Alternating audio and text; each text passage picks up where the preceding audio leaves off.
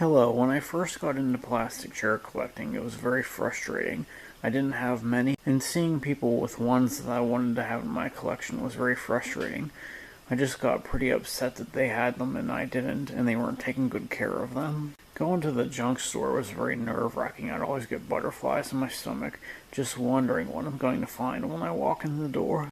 And plus, I'd drive past houses that had them in the yard and I could see they weren't taking care of them, and it frustrated me very much. With my autism, I was just too afraid to approach somebody about their chairs, and I was only able to get the chairs out of people's yards when they threw them away, or when I found them at junk stores or flea markets or yard sales. Anyhow, when I started collecting plastic chairs, there were 6 essential chairs that I was mainly after: the Growflex Malaga, the Lawnwear Fanback, the Capizzo Lowback, the Lawnwear Cafe Vienna, the Growflex Miami Bistro, and the Growflex Miami Lowback. Those are the 6 main chairs that I had my focus on. Right now I have 4 Malagas, I have 10 Lawnwear Fanback chairs, I have 1 Capizzo Lowback chair, I have 2 Cafe Viennas, and I have 2 Miami Bistros, and I have 2 Miami Lowbacks. The Growflex Malaga chair has always been my holy grail because it was one of the first ones made,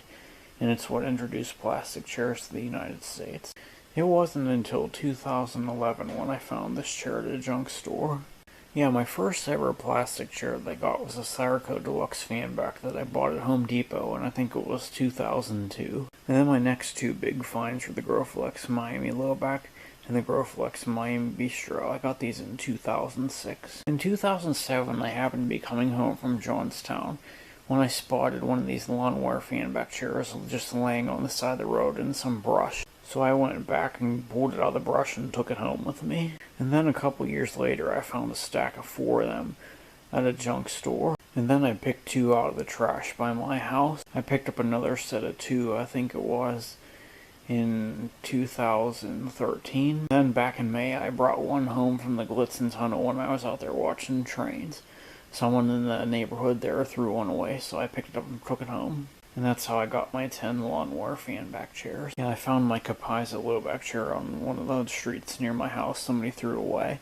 I think it was about 2008 when I got it. And then I got my Cafe Vienna in 2015. There was one house that had this big porch. And one day when I went by, I noticed that there was a Cafe Vienna on the porch. So I passed the house like 10 times over the period of like a month, and the chair stayed there. And I saw that they were using the chair like a table. So one day I just decided to go down to the house, knock on the door, and ask them.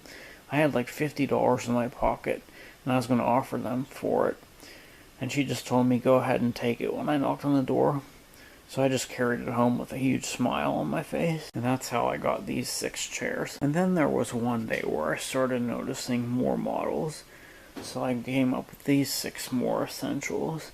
You got the Rubbermaid Marvelous Series chairs.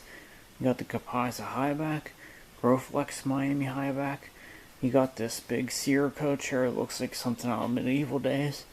And you got the 2-piece Growflex chair. I got these 2 chairs about 3 years ago. The Rubbermaid Marvelous Series. There was one house that had a huge stack of both of these chairs.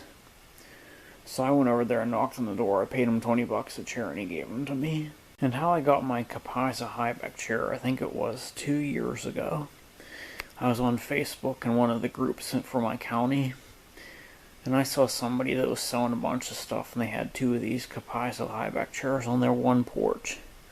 So I asked him, I told him I'll pay $40 for the chairs.